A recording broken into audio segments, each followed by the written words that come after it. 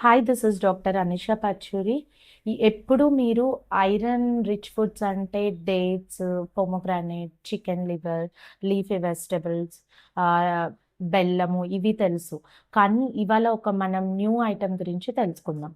దాని పేరే హలీమ్ సీడ్స్ అన్నమాట. ఈ హలీమ్ సీడ్స్‌నే గార్డెన్ క్రెస్ సీడ్స్ అంటాం. లేదంటే ఆలివ్ సీడ్స్ అంటాం అన్నమాట.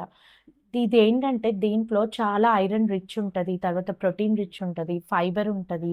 ఇవన్నీ ఉండడం వల్ల మనకి ఐరన్ అబ్సార్ప్షన్, ఐరన్ అనేది బాగా ఇంప్రూవ్ అవుతదనమాట.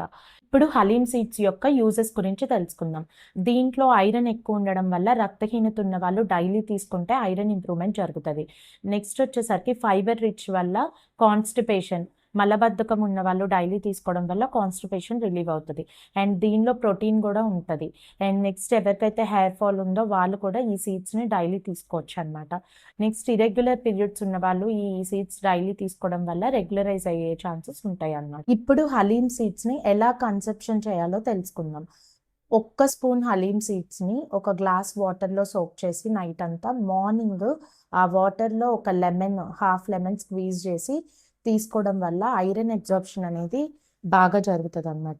దీంతో పాటు దీన్ని కొన్ని లడ్డూస్‌లో యూజ్ చేస్తారు. డ్రై ఫ్రూట్ లడ్డూలో అట్లా ఈ హలీమ్ సీడ్స్‌ని కూడా యూజ్ చేసి లడ్డూస్‌లాగా కూడా తయారు చేస్తారనమాట.